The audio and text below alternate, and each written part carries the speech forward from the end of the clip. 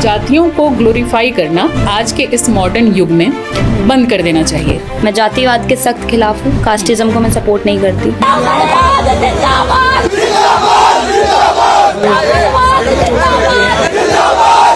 आपने जो ब्राह्मणवाद जिंदाबाद का नारा लगाया, क्या ये प्रोवोकेशन था, एक्सपेरिमेंट था, या फिर ये एक आइडियोलॉजिकल पोजीशन था? ये सिर्फ एक अग्रेशन था वहाँ के प्रशासन के अगेंस्ट। देश के गद्दारों को गोली मारो वालों को आप एकदम सीधे सीधे बोल रही हो, पूरे प्रोग्राम में बोल रही हो, कई देश के शोज मैंने आपको देखा। देश के गद्दार। तो ये लॉ एंड ऑर्डर सरकार, पुलिस, जुडिशरी करेगी या आप करेंगी? मतलब ये तो मुझे डर लग रहा है लॉ एंड ऑर्डर कि आप किसको प्रभावित कर रही हो भाई। अगर 4 लड़के भी ये सुन के करने लगे, 4 लड़के लड़कियां भी ये काम कर दें, सोचो कि उनको तो आप जेल पहुंचा दोगी, खुद तो आप गायब हो जाओगी। मुझे वो चीज करनी ही नहीं है जो मुझे सेक्युलर बना दे। मैं हिंदुओं को कट्टर बनाना चाहती हूँ। हिंदुओं को कट्टर ही से तो दिक्कत है। कोई भी धर्म, कोई भी जाति जो कट्टर बनाता है वहीं पे वो उसका विनाश कर देता है। सेम सारे लोग बोलने लगे, क्रिश्चियन और इस्लाम भी सब आप ही फॉलो करने लगे, तब तो रोजी करवाएंगे आप देश में।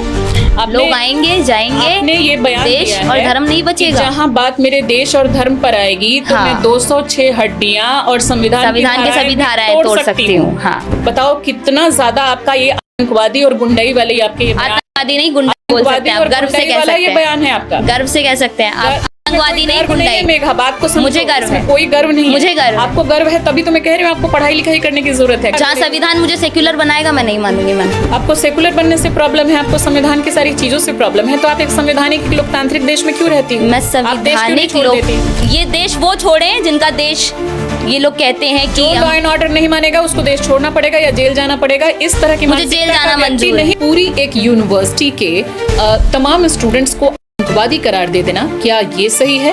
क्या ये उनके साथ असंवैधानिक नहीं है?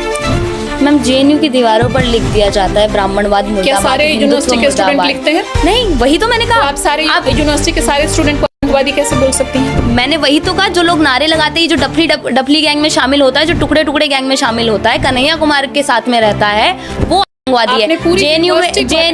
जेएनयू में एबीवीपी के भी स्टूडेंट्स हैं जिन्होंने पूरी यूनिवर्सिटी को ही कहा कि हाँ, क्योंकि मोस्टली जो जेएनयू में पढ़ता है मैम, वो टुकड़े टुकड़े गैंग में ही शामिल। जो भारतीय सनातनी परंपरा सर्वे भवन्तु सुखिना और वसुधैव कुटुंबकम की बात करती है, लेकिन आप पूरी तरह से मुसलमानों और एक खास तबके को नफरत की दृष्टि से देखती हैं और कहती हैं कि सारे मुसलमान हैवान हैं। आपको नहीं लगता कि आप सनातनी परंपरा के ही खिलाफ जा रही हैं? हम एक हद तक, एक लिमिट तक बर्दाश्त करने की भी एक सीमा होती है मैम। कब तक आप बर्दाश्त करेंगी? सनातन धर्म आपको इंसान तो बनाएगा ही बनाएगा, लेकिन जब बात जरूरत पड़ने पर शस्त्र उठाने की आएगी तो वो आपको वो भी सिखाता है। और आपको धर्मो रक्षति रक्षता, धर्म को आप सिर्फ उस हिसाब से देखो जो आपके मानवता की रक्षा कर सके। ठीक है, इसको कभी भी किसी के खिलाफ आपकी मानवता की रक्षा कर सके नफरत के लिए इस्तेमाल मत करो। सनातन धर्म जो है वो एकता की बात करता है, 4 वर्णों की बात करता है। इस्लाम में लोग एक नारा लगवाने के लिए लोगों के साथ जबरदस्ती करते हैं, और आप अपने नारा लगाने के लिए जबरदस्ती नहीं होती है। आपने 2 दिन पहले भी मौलाना मदनी का एक बयान सुना होगा कि जो जय श्री राम बुलवाए, जवाब है हम जय श्री राम जबरदस्ती नहीं बुलवाते, लेकिन कौन बुलवाता? तमाम वीडियोस हैं, दर्जनों वीडियो इंटरनेट पे पड़े हुए हैं। आप कैसी पत्रकार हैं, आपको नॉलेज नहीं? जय श्री राम बोल, जय श्री राम बोलने में क्या है? बोलना पड़ेगा।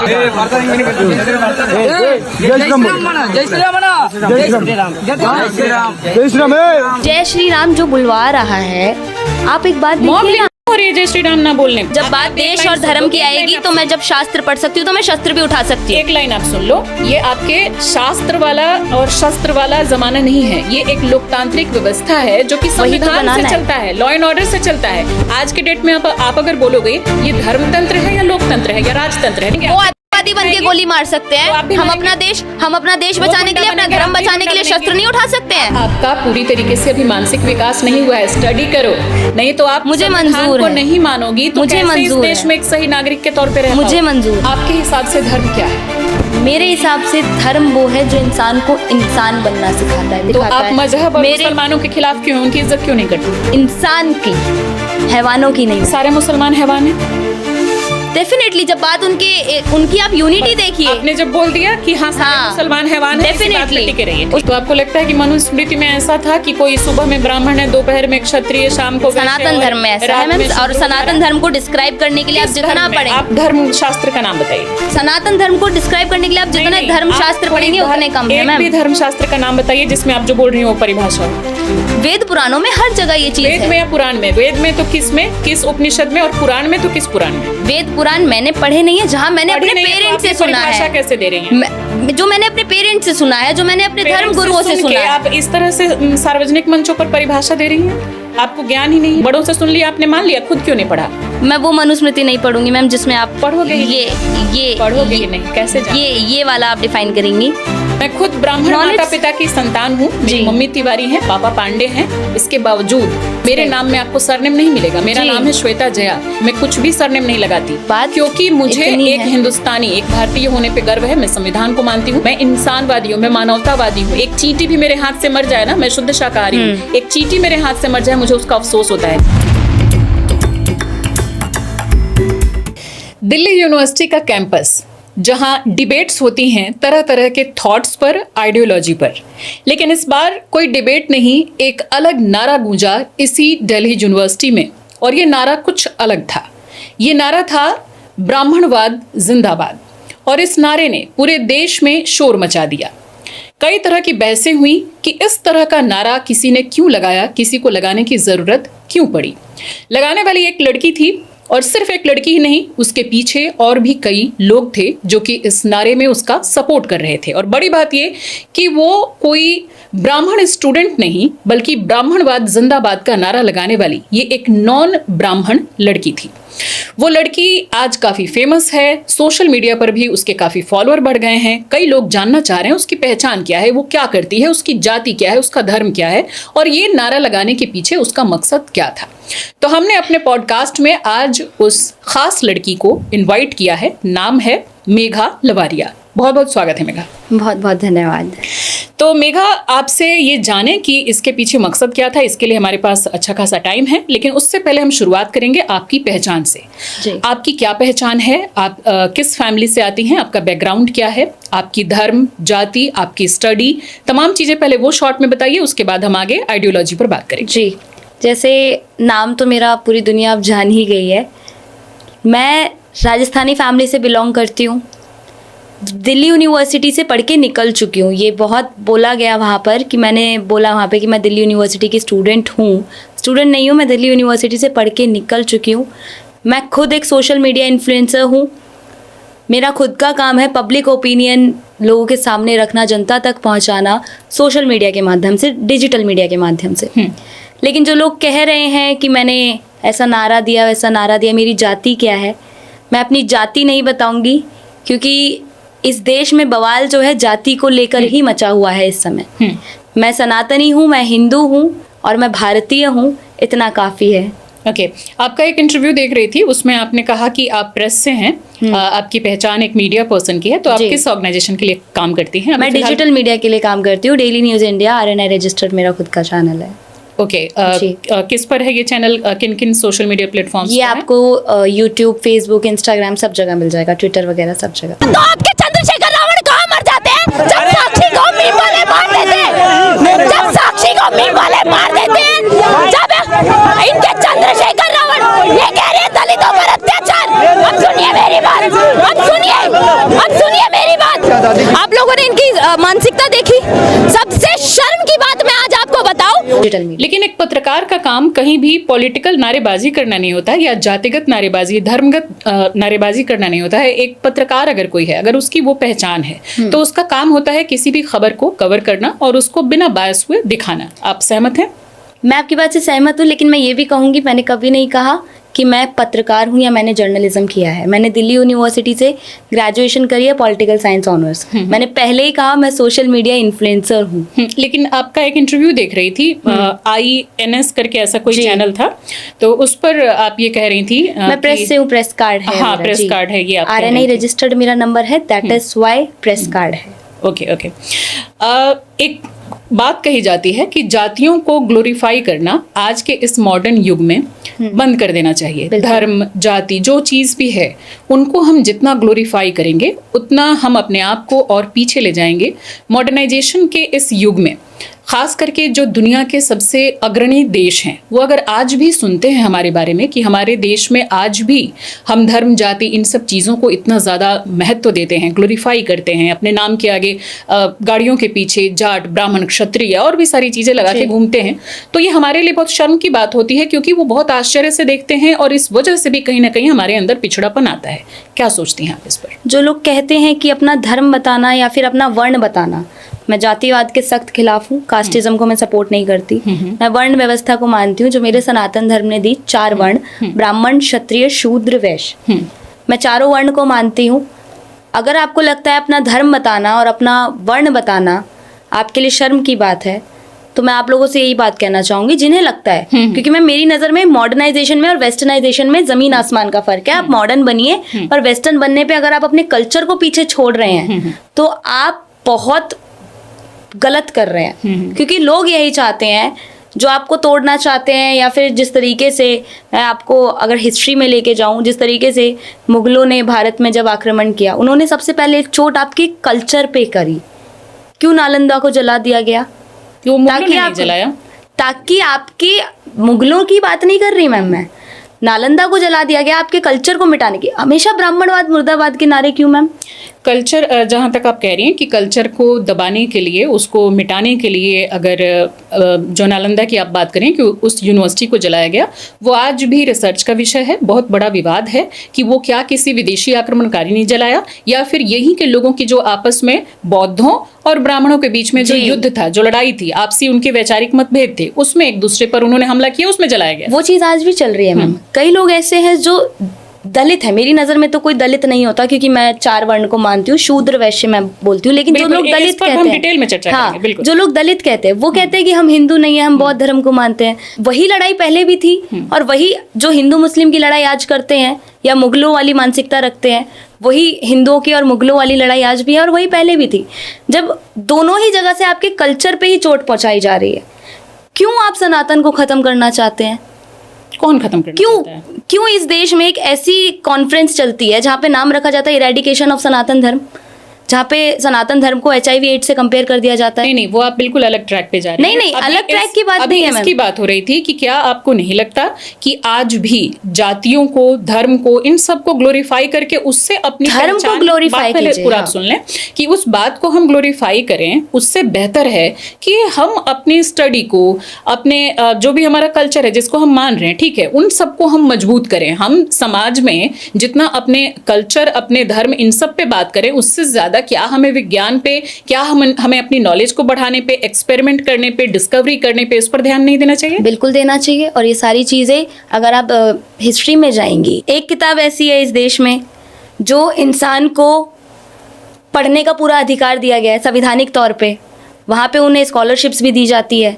और जब एक समुदाय, यानी कि मैं हिंदुओं की बात करूं, वो अपनी वर्ण व्यवस्था को साथ लेके चलना चाहता है, वो गुरुकुल में पढ़ना चाहता है, वो सनातन धर्म के बारे में पढ़ना चाहता है, तो उसके लिए ना कोई फैसिलिटीज़ है। और अगर वो पढ़ना चाहता है तो फिर आप लोग कह देते हैं कि आपको कल्चर को छोड़ के आपको आगे बढ़ना चाहिए, आपको मॉडर्नाइजेशन की तरफ जाना चाहिए। ये सरकार का काम है, वही तो बात है। डिसीजन सरकार लेती है। पहले भी अलग अलग पार्टियों की सरकार रही है, अभी भी 11 साल से एक राइट विंग सरकार है, तो ये सरकारों का काम है। अगला सवाल, भारतीय सनातनी परंपरा सर्वे भवन्तु सुखिना और वसुधैव कुटुंबकम की बात करती है, लेकिन आप पूरी तरह से मुसलमानों और एक खास तबके को नफरत की दृष्टि से देखती हैं और कहती हैं कि सारे मुसलमान हैवान हैं।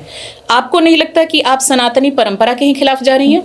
एक चीज इसमें मैं कहना चाहूंगी कि हम वसुधैव कुटुंबकम की बात करते हैं और सर्वे सनातन, हाँ, यही एक सनातन धर्म ही है जहाँ से ऐसी बातें सामने आती हैं।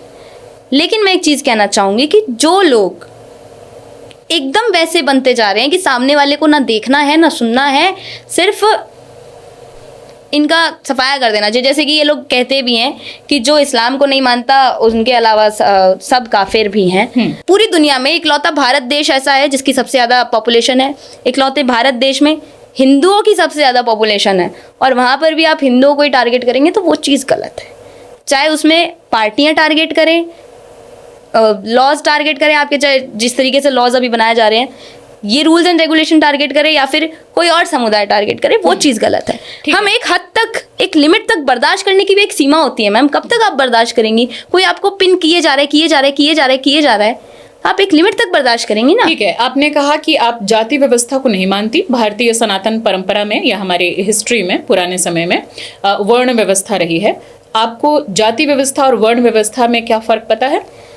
फर्क ये है कि जातियां जो हैं, आपको एक चीज़ में इसमें ये भी कोट करना चाहूँगी, 75 सालों से देश को आज़ाद हुए हुए 78 साल हो गए, लगभग 75 सालों से, जब संविधान मान के चलते हैं, चलिए 75 सालों से ऐसी कौन सी राजनीति, मैं पार्टी का नाम नहीं ले रही हूँ यहाँ पे, कांग्रेस बीजेपी, मैं सबको टारगेट कर रही हूँ, ऐसी कौन सी राजनीति, ऐसी कौन सी पार्टी जो दलितों के नाम पे सिर्फ राजनीति कर रही है और दलितों को एक गड्ढे से नहीं निकाल पा रही है? मेरे सवाल का जवाब वही मैं कह रही हूँ, दलित को दलित बनाया जा रहा है। दलित कोई नहीं है, जातिवाद में दलित है, जातिवाद में दलित है। मैंने सिर्फ परिभाषा वर्ण व्यवस्था में और जातिवाद में क्या फर्क है, ये पूछ रहे हैं जी। उसके बाद आप जवाब दे पाओगे। मैंने ये पूछा था कि आपने कहा था कि आप जाति व्यवस्था को नहीं मानती, आप वर्ण व्यवस्था को मानती हैं, क्योंकि कई इंटरव्यू में आपने ये कहा है कि भारत में मूलतः वर्ण व्यवस्था रहा है, जाति व्यवस्था नहीं रही है जी। आप वर्ण व्यवस्था और जाति व्यवस्था में क्या अंतर समझती हैं, इसको परिभाषित कीजिए। वर्ण व्यवस्था में मैं ये चीज़ कहना चाहूँगी, अगर मैं सुबह उठ के पूजा कर रही हूँ तो मैं ब्राह्मणों में आऊँगी, अगर जहाँ मुझे ज़रूरत पड़ रही है मैं शस्त्र उठा रही हूँ तो मैं क्षत्रियों में आऊँगी, मैं अपनी फाइनेंशियल स्टेबिलिटी के लिए अगर कुछ काम कर रही हूँ तो मैं शूद्र में आऊँगी, और अगर मैं अपने घर की साफ़ सफाई कर रही हूँ या बाहर भी साफ सफाई कर रही हूँ कहीं जाकर तो मैं वैश्य में आऊँगी। एक इंसान के अंदर ही चारों वर्ण है, जैसे हम कहते हैं कि भगवान इंसान के अंदर ही हैं, तो आप एक इंसान के अंदर ही चारों वर्ण हैं। मैं इसीलिए कहती हूँ हम 4 वर्ण हैं, ब्राह्मण क्षत्रिय शूद्र वैश्य, हमें टूटने की जरूरत नहीं है, हम चारों भाई हैं, चारों तबाही हैं। कि जिस जातिवाद में आप मानती हैं, आपने कहा है कई इंटरव्यू में कि मनुस्मृति को आप सपोर्ट करती हैं, तो आपको लगता है कि मनुस्मृति में ऐसा था कि कोई सुबह में ब्राह्मण है, दोपहर में क्षत्रिय, शाम को सनातन धर्म में ऐसा है मैम, और सनातन धर्म को डिस्क्राइब करने के लिए आप जितना पढ़ेंगे, आप धर्म शास्त्र का नाम बताइए। सनातन धर्म को डिस्क्राइब करने के लिए आप जितना धर्म शास्त्र पढ़ेंगे उतने कम है मैम। धर्म शास्त्र का नाम बताइए जिसमें आप जो बोल रही हो वो परिभाषा हो।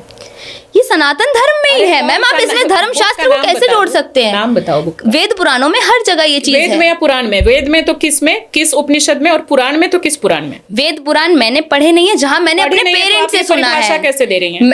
जो मैंने अपने पेरेंट्स से सुना है, जो मैंने अपने धर्म गुरुओं से सुना है। आप इस तरह से सार्वजनिक मंचों पर परिभाषा दे रही हैं, आपको ज्ञान ही नहीं है। जब आपने उपनिषद पढ़े हैं? मैंने नहीं पढ़े हैं। आपने मैं ये चीज ओपनली है नहीं पढ़े हैं, एक भी नहीं पढ़े हैं? नहीं पढ़े हैं। मैंने सारे उपनिषद पढ़े हैं और मैंने सारे पुराण पढ़े। आई रिस्पेक्ट मैम, ठीक है। अब हम बात करें इस पर या आप इसको विड्रॉ करना चाहेंगे? नहीं, अगर मुझे नहीं बात पता करेंगे मैं पूरी डिटेल के साथ और जितने श्लोक हैं उनके साथ, उदाहरणों के साथ आपको बताऊंगी। आप मनुस्मृति का सपोर्ट करते हैं? आपने मनुस्मृति पढ़ा है? मैंने मनुस्मृति पढ़ा है। जो बोलोगी किताब में उसी से सवाल करूंगी, आप बताओ। मैंने मनुस्मृति भी नहीं पढ़ा है, मैंने कुछ नहीं पढ़ा है। फिर आई टोटली एक्सेप्ट। फिर आप यहाँ टोटली साथ बैठी हो, मैं कैसे सवाल करूँ? उसका रीजन है जो मेरे बड़ों ने बताया, बड़े मैं उस चीज को मानती हूँ। बड़े बता देंगे कुछ भी उल्टा सीधा, आप उसको मान लेंगे? क्या उल्टा सीधा? बड़े तो सती प्रथा करवाते थे, बड़े तो बाल विवाह करवाते थे, बड़े तो बहु विवाह करवाते थे। वो सारी कुप्रथाएं हैं, वो सारी कुप्रथाएं हैं, उन्हें छोड़ के आगे बढ़ चुके हैं। माना जाता था। हाँ, वो सारी सनातन का बड़े, वही तो बात है मैम। मेरे दादाजी के टाइम तक, आपके दादा या परदादा के टाइम तक ये सब माना जाता था। बिल्कुल। बहु विवाह, बाल विवाह। मैं तो राजस्थान से आती हूँ, वहाँ पे सबसे सती प्रथा, आप जिस जगह से आती हैं, आप जब तक पढ़ेंगी नहीं पुराने जो हमारे दादा परदादा क्या कर गए, बड़ों से सुन लिया आपने, मान लिया, खुद क्यों नहीं पढ़ा? बड़ों ने जो सही पढ़ा नहीं है तो आप अगर मेरे मन ने बोला, अगर मेरे मन ने बोला कि ये चीज अगर होती थी वो गलत है, सती प्रथा होती थी गलत है, अगर वो छोड़िए, बड़ों ने बताया तो ना, बड़ों ने एटलीस्ट बताया तो। कर रही हैं फिर मैं बोलूंगी, आप कहेंगी कि वो कर रहे हैं तो आप भी करेंगी। बिल्कुल बोलूंगी। वही तो बात है, मैं एग्जांपल दूंगी, फिर आप बोलेंगे कि वो कर रहे हैं तो आप भी करेंगी। बोलेगा। यही तो डिफरेंस है मैम। कोई बोलेगा, सिर्फ मैं यही तो डिफरेंस है, यही तो डिफरेंस है। कुछ लोग हैं, आप पहले स्टडी करो। आप जैसे कि आपने कहा एक इंटरव्यू में कि आप मनुस्मृति को मानती हैं। हाँ। अगर आपने मनुस्मृति पढ़ा नहीं है, सिर्फ बड़ों से कुछ सुन लिया, कुछ नहीं, कैसे कोट कर देंगे कहीं किसी के सामने? आपको लोग पकड़ लेंगे, जैसे मैंने पकड़ लिया। नहीं, पकड़ने की बात नहीं है मैम यहाँ पे। मनुस्मृति के अभी मैं आपको 4 श्लोक और 4 चीजें बता दूं, आप कैसे काउंटर करोगे अगर आपने उसको पढ़ा ही नहीं है? मुझे काउंटर करने की जरूरत नहीं है, मैं यहाँ डिफेंड करने नहीं आई हूँ अपने सनातन धर्म को। मैं वर्ण व्यवस्था की बात, मैं यहाँ डिफेंड करने नहीं आई हूँ, मैं किसी भी चीज को, मैं वो चीज बताने आई हूँ, मैं वो चीज बताने आई हूँ जो मुझे सही बताई गई या फिर जो मुझे सही लगी, मुझे वहां सही लगा ब्राह्मणवाद जिंदाबाद का नारा आपने देना, जो- इसलिए मैंने वो मैं नारा समझ दिया गई, बस। लेकिन आपने जो अभी बात कही कि कोई एक ही व्यक्ति पूजा कर रहा है तो वो ब्राह्मण हो गया, अगर वो कोई शस्त्र उठा रहा है या चारों कोई- वर्ण आपके तो वो अंदर है। आपके अंदर है, ये नहीं रहा है, ये हमारे धर्म शास्त्र का हिस्सा नहीं है।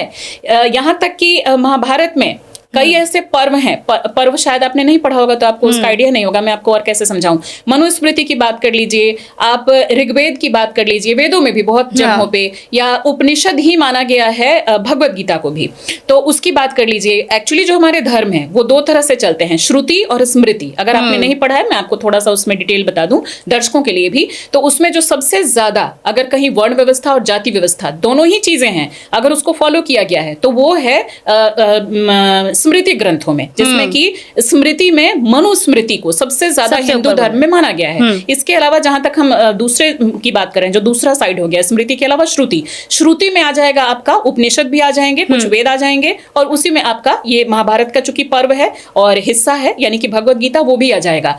दोनों में ही बहुत अच्छे तरीके से ठूस ठूस के पूरे श्लोक है मेरे पास, पर्वों के साथ उसमें वर्ण व्यवस्था जाति व्यवस्था को कहा गया है। अगर कान में कोई श्लोक सुन ले रहा है और उसको मनुस्मृति कह रहा है कि अगर शूद्र ने श्लोक सुन लिया, कान में शीशा पिघला के डाल दो। अगर वो आपके अगर वो जन्म उसका हो रहा है, मान लो कि आप बोल रहे हो ना कि जन्म से, कर्म से माना जाता है, जन्म से नहीं माना जाता, ये है वर्ण। वर्ण व्यवस्था में जो लोग मानते हैं वर्ण व्यवस्था को, वो ये बोलते हैं कि आप जन्म जिस बच्चे का जिसमें हुआ उसको आधार बना करके आप उसको ब्राह्मण क्षत्रिय नहीं बोल सकते, कर्म से बोल सकते हो कि वो क्या कर्म कर रहा है, इस आधार पर हम उसको बता सकते हैं कि वो किस जाति में आएगा।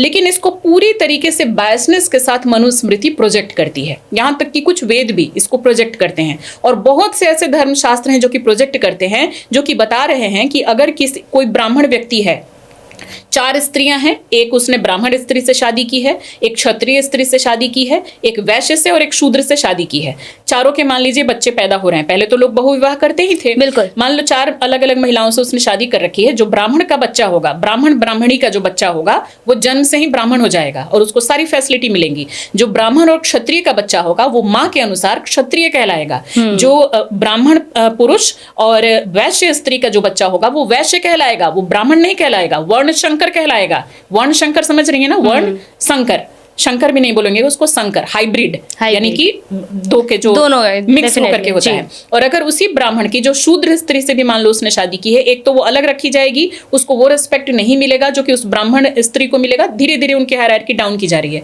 उसका जो बच्चा होगा वो शूद्र कहलाएगा, और अगली 7 पीढ़ी तक अगर वो बच्चा किसी ब्राह्मणी से शादी करता है, उनकी जो संतान होगी 7वीं पीढ़ी के बाद उसको ब्राह्मण की कैटेगरी में लाया जाएगा। उससे पहले उसको वो अधिकार नहीं मिलेंगे जो उसी के अपने भाई बहनों को मिलेंगे।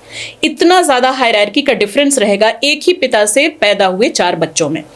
सिर्फ इतना ही नहीं है, उसकी पढ़ाई लिखाई भी अलग तरह से कराई जाएगी, अलग गुरुकुल में वो जाएगा, उसको अधिकार भी बहुत कम मिलेंगे, उसको अपने पिता से जो संपत्ति प्राप्त होगी उसमें भी डिफरेंस है। और ये तो चलो मान लिया कि एक व्यक्ति ने 4 महिलाओं से शादी कर ली है अलग वर्णों की, नहीं, इसके अलावा भी उनकी बस्तियां अलग हैं। उनकी बस्ती में ये लोग नहीं जाएंगे, वो इनकी बस्ती में नहीं आएंगे। उनकी छाया, अगर किसी ब्राह्मण पे शूद्र की छाया पड़ गई तो उसका भी उनको जाकर के उनको स्नान करना पड़ेगा, उनको लात मार के भगा दिया जाएगा। इस पे मैं इतने बुरी तरीके से उनके साथ ट्रीट किया गया है, और आप बोलती हैं कि आप जाति व्यवस्था नहीं, मैं कोई दलित ही नहीं है। और वही इसका तो तो बात मैं है, आपको मैं दलित 2 मिनट का एग्जांपल दे रही हूँ। आप अगर पूरा पढ़ोगे ना मनुस्मृति, मैं दावे के साथ कह सकती हूँ कि जिसको आज आप ग्लोरीफाई कर रही हो, जिसको आप फॉलो कर रही हो, उससे नफरत हो जाएगी आपको। मैं वो मनुस्मृति नहीं पढ़ूंगी मैम जिसमें आप पढ़ोगे ही ये नहीं, ये पढ़ोगे ही नहीं, कैसे जानोगे? ये वाला आप डिफाइन करेंगी।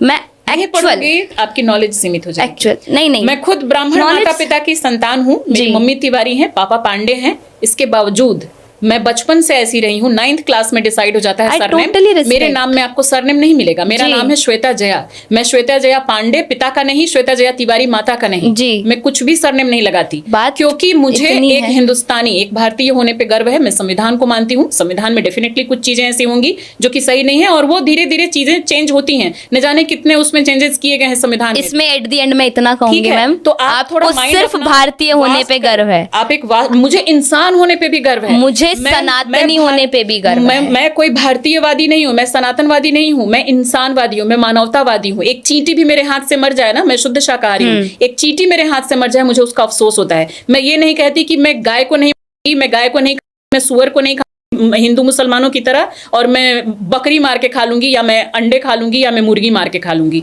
पूरी तरीके से मैं इन सब चीजों के खिलाफ ये हूं। शाकाहार की अगर बात की ठीक है, जाए सिर्फ तो ये शाकाहारी इन नहीं, स्टूडेंट्स ने और भी जितना ज्यादा से ज्यादा हाँ। हम जीवों पर दया कर सकें, हमें मानवतावादी होना पड़ेगा। सिर्फ सनातनी होने से, मुसलमान सिर्फ होने एक से तबके काम को नहीं चलेगा। मानवतावादी होने से कोई फर्क नहीं सबकी पड़ेगा बात मैम। कर रही हूँ मेघा, मैं किसी सब एक की होते ही बात तो नहीं नहीं है कर- मैम, नहीं होते यही तो हम उस चीज प्रॉब्लम के लिए है। उनको प्रोवोक करेंगे ना, हम सब इस चीज होते के ही लिए तो उनको नहीं प्रोवोक है। करेंगे, रिक्वेस्ट अगर करेंगे ना। एक इंसान शस्त्र उठा सकता है, आप एक बात बताओ, एक आपको हम गोली किसी को मार सकता है। इंसान बनने के लिए प्रोवोक करें उनको, उसके लिए हम ज्यादा से ज्यादा रिक्वेस्ट करें, उनको तरीके बताएं, उनका दिमाग उस तरह से डेवलप करें एक इंसान होने के मैं लिए इतना- या फिर गोली मारने के लिए, क्या करना नहीं चाहिए? वही मैं एट द एंड में इस पे इतना ही कहना चाहूंगी। मैं सनातन धर्म को मैंने जितना जाना है, मैंने जितना सुना है, या फिर मैंने स्कूल कॉलेजेस से लेकर अब तक जितना भी पढ़ा है, सनातन धर्म आपको इंसान तो बनाएगा ही बनाएगा, लेकिन जब बात जरूरत पड़ने पर शस्त्र उठाने की आएगी तो वो आपको वो भी सिखाता है और धर्म आपको एवं उठाना चाहिए। हतोहंति धर्मो रक्षति रक्षता। धर्म को आप सिर्फ हाँ। उस हिसाब से देखो जो आपके मानवता की रक्षा कर सके, ठीक है। इसको कभी भी किसी के खिलाफ नफरत आपकी के लिए मानवता की इस्तेमाल रक्षा मत करो। कर सके, नफरत वही के लिए इस्तेमाल मत करो।